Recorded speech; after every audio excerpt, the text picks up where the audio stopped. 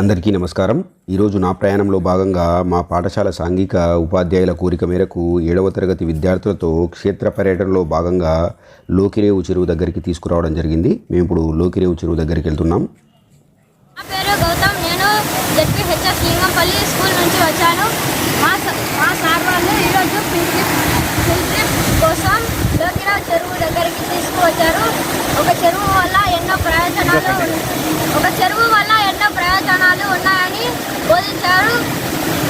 అలాగే చెరువు వల్ల ఊరికి ఎన్నో ప్రయోజనాలు కల్పిస్తాయి. చేపలు పట్టవచ్చు, అలాగే చాకలి వాళ్ళు బట్టలు పిండుకోవచ్చు. ఇలాగా ఎన్నో ప్రయోజనాలు ఉన్నాయి. కాబట్టి చెరువుని కాపాడుకోవాలి, అస్సలు కలుషితం చేయరాదు. చెరువుని రక్షించుకొని మన ఆరోగ్యాన్ని అలాగే మన చుట్టూ ఉన్న పరిసరాలను శుభ్రం చేసుకొని మన చెరువుని మనమే కాపాడుకుందాం. మరి చెరువుల వల్ల తాగునీరు, సాగునీరు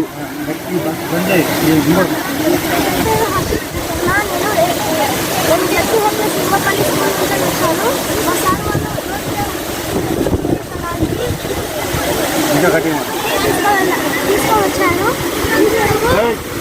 కాకతీయ కాలంలో నిర్మించినది. ఈ చెరువు వల్ల ఎన్నో ఉపయోగాలు ఉన్నాయి. రైతులకు ఎన్నో ఉపయోగాలు ఉన్నాయి.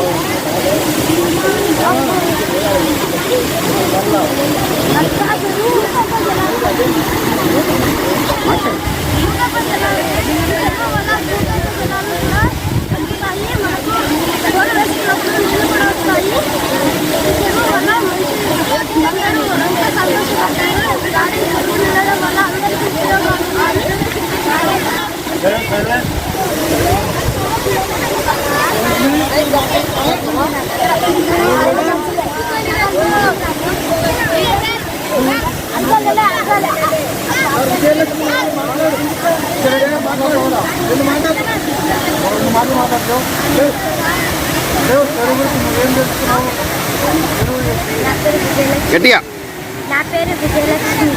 మా సారోళ్ళు మమ్మల్ని లోపలికి తీసుకొచ్చారు. అక్కడ ఉన్న చెరువు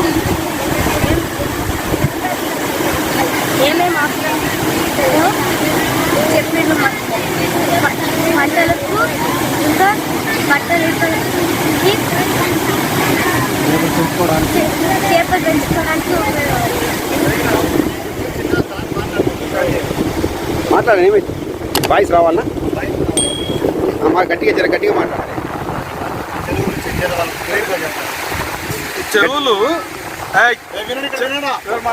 చెరువులను కాకతీయ రాజులు నిర్మించిర్రా.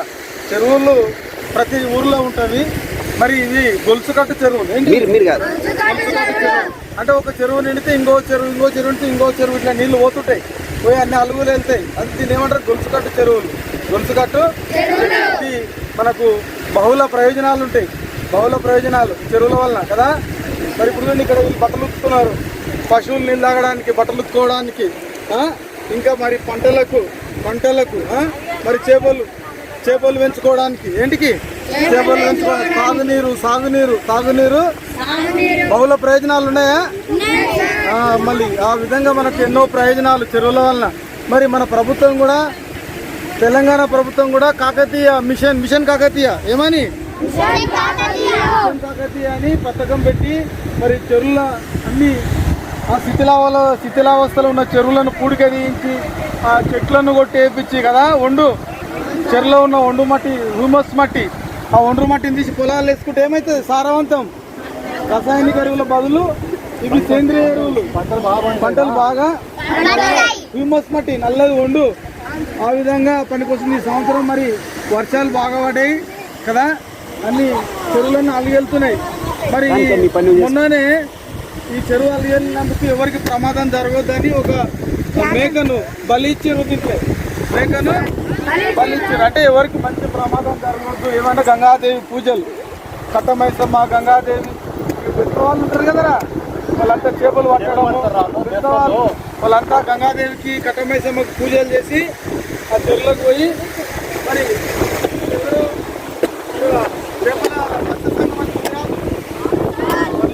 చేపల సంఘంగా ఒక మత్స్య సంఘం వాళ్ళ రుణాలు ఇస్తారు. వాళ్ళు చేపలు పెంచుకుంటారు. పెట్టుకొని మళ్ళీ వేరే వాళ్ళకు మరి చేపలు పెద్దగైన తర్వాత మళ్ళీ వాళ్ళకు వేరే వాళ్ళకు అమ్ముతారు. వాళ్ళు కూడా తీసుకుంటారు అనమాట. ఊళ్ళో అందరూ జనాభాను బట్టి ఊళ్ళో అన్ని రకరకాల కులాలు ఉంటాయి కదా, కులాలకు అన్ని భాగాలు చేసుకుంటారు. భాగాలు చేసుకుని ఉపరితల ప్రవాహము, భూగర్భ ప్రవాహం. ఇది ఉపరితల ప్రవాహం, పైన భూమి ఉపరితలం మీద వచ్చే ప్రవాహం. భూగర్భ జలాలు అంటే భూమిలో పొరలు ఉంటాయి కదా, భూపటాలము, భూప్రవాహము, లోపల పుర. ఇది పైన ఉపరితలం. ఏంది ఇది? ఉపరితల ప్రవాహాలు. 7th క్లాస్ వాళ్ళకు మనకు ఏంది చెరువులు, భూగర్భ జలాలు పాఠం ఉన్నదా? మీరు చెరువులు మీరు ఊరి దగ్గర మీకు ఉంది కదా, కాబట్టి చెరువు గురించి మీకు బాగా తెలుసు.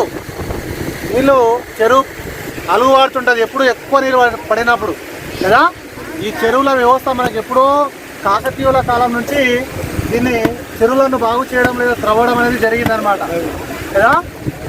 చెరువులు మనకు సార్ ఇంతకుముందు చెప్పినట్టు గొలుసు కొట్టు చెరువులు, గొలుసు కొట్టు చెరువు అంటే గొలుసు చూసి రాదా, చూసారు ఒకదానికి ఒకటి లింకప్ ఉంటుంది రా మెడలెస్ కదా.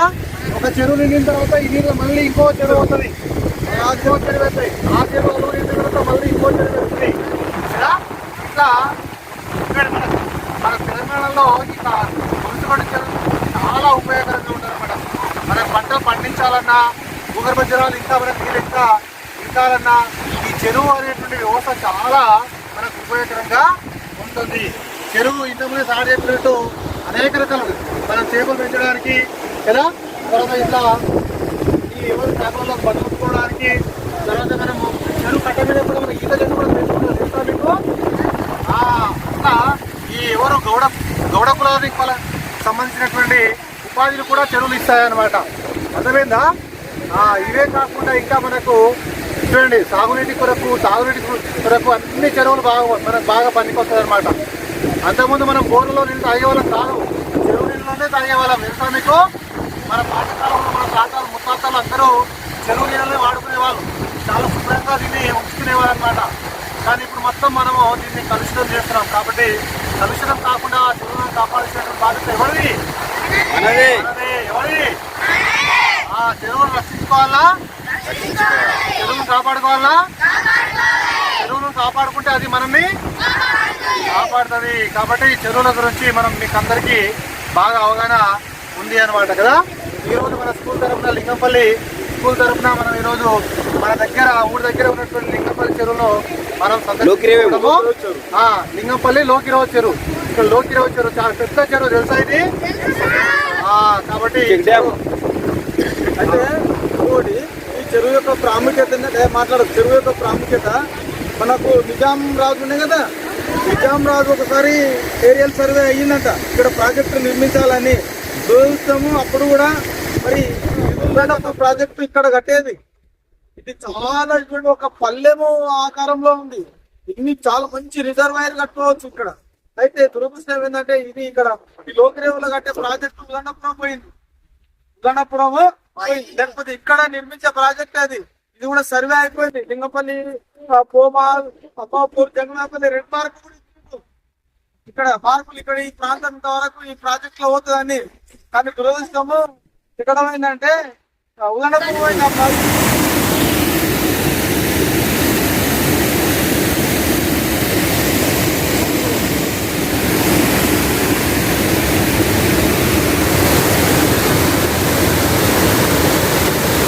ఈ అందాలు బాగున్నాయి.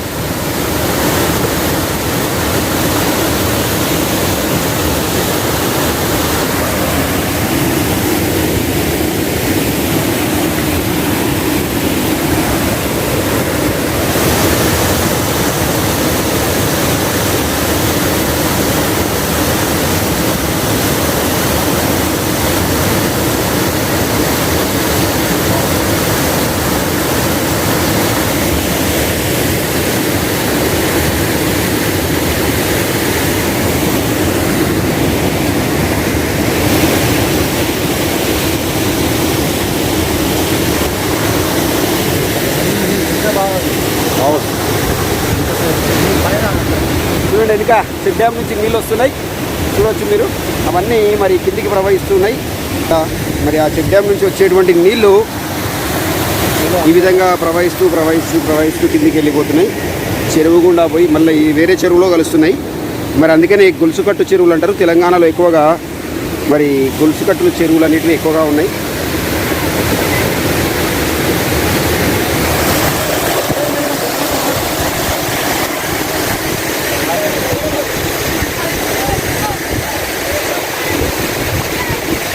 ఏయ్ దూరం దగ్గరికి పోకండి, అట్లా వాండి.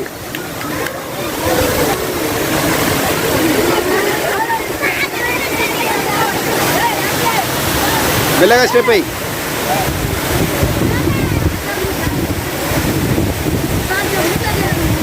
జాగ్రత్త రా, జాగ్రత్త.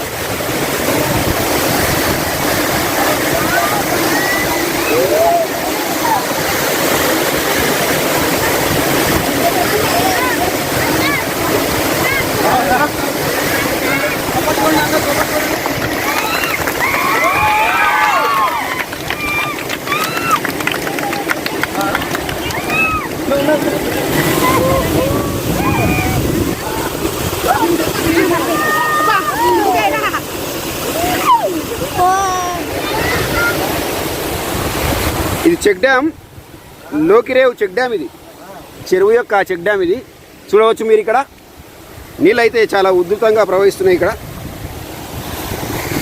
అసలు వర్షాకాలం అంటేనే మరి ప్రకృతి అంతా పచ్చదనంతో నీళ్ళతో కలకలలాడుతూ ఉంటుంది. ఇది లోకిరేవ్ చెరువు, మీరు చూడవచ్చు. మేము చెరువు చెక్ డ్యామ్ మీద ఉన్నాం.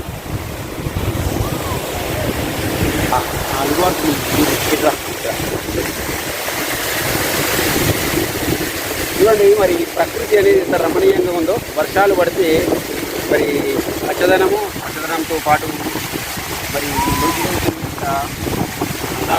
అందాలను మనము వీక్షించవచ్చు. ఇక్కడ మేము ఫీల్డ్ ట్రిప్కి వచ్చినాం, పిల్లలు తీసుకొని 7th క్లాస్ పిల్లల్ని.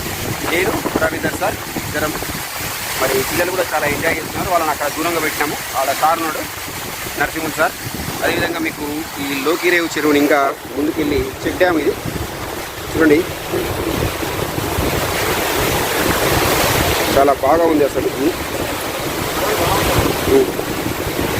సముద్రం లాగా, అంటే అలలు ఇప్పుడు ఇక్కడ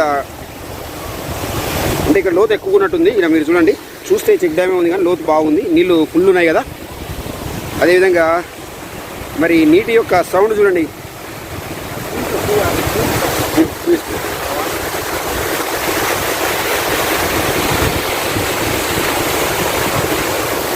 అలల యొక్క శబ్దం చాలా చూడముచ్చటగా, చూడడానికి వినడానికి చాలా ముచ్చటగా ఉంది.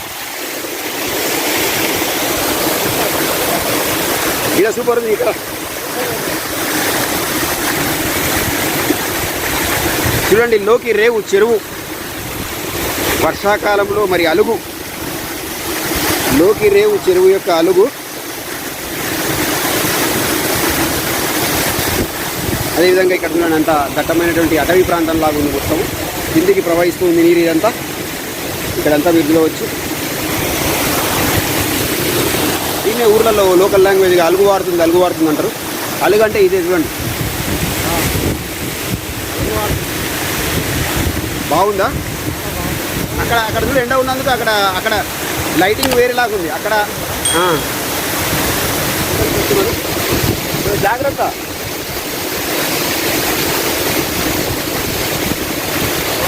అలుగు, లోకిరేవ్ చెరువు దగ్గర అలుగులో మా ఆటలు, అలుగు దగ్గర మా ఆటలు.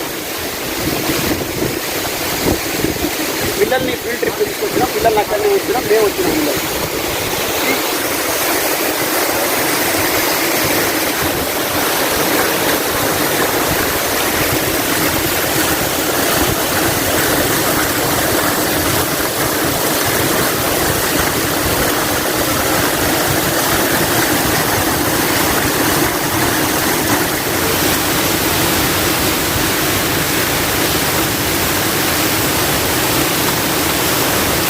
ప్రవీణ్ సార్ చెరువు అందాలను ఆస్వాదిస్తుండు. ఇట్లాంటి రమణీయమైన నీళ్ళ యొక్క అందాలను మనం చాలా అరుదుగా చూస్తుంటాం. ఈ క్షేత్ర పర్యటన యొక్క ముఖ్య ఉద్దేశం 7వ తరగతి విద్యార్థులకు సాంఘిక శాస్త్రంలోని 3వ పాఠమైన చెరువులు మరియు భూగర్భ జలాలు అనే అంశాన్ని వివరించడం. మరి thanks to Narasimha sir and Ravinder sir ఉంటాను మరి. జై హింద్, జై భారత్.